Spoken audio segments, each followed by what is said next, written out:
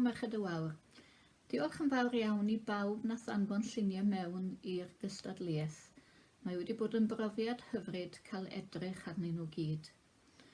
Gyda mis Tachwedd, y mis du yn y flwyddyn anodd hon yn tynnu at ei derfyn, mae gweld y môr o liwiau a'r atgof am heilwen yr haf yn y lluniau yma yn codi calon, a dwi'n siŵr y cewch chi bleser mawr o'i edrych arnyn nhw hefyd.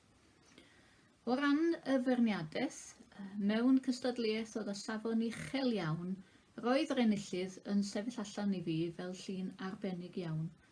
A mae'r ail a'r trydydd, wel, fe ges i dipyn o ben tost oherwydd oedd na gymaint o luniau da y gallai fod wedi bod yn y ddau gategori yna.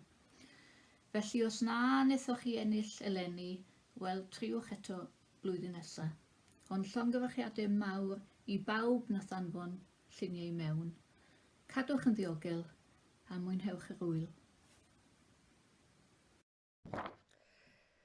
Braint fel ysgrifennydd cenedlaethol Merched y Wawr ydy medru cyhoeddi buddigwyr y cystadleuaeth ffotograffiaeth.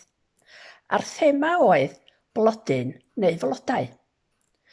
Rydym yn gobeithio medru defnyddio'r lluniau fel rhan o'r enfys obaith a fydd yn cael ei greu gennym yn 2021.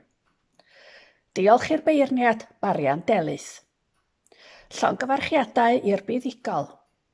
Yn gyntaf, Betty Wyn Davies, Cangen Aberystwyth, Ceredigion. Yn ail, Maggie Roberts, Cangen Abersoch, Dwyfor. Ac yn drydydd, Yvonne Lloyd Jones, Cangen Abersoch, Dwyfor. Mwynhewch y ffair euaf rithiol.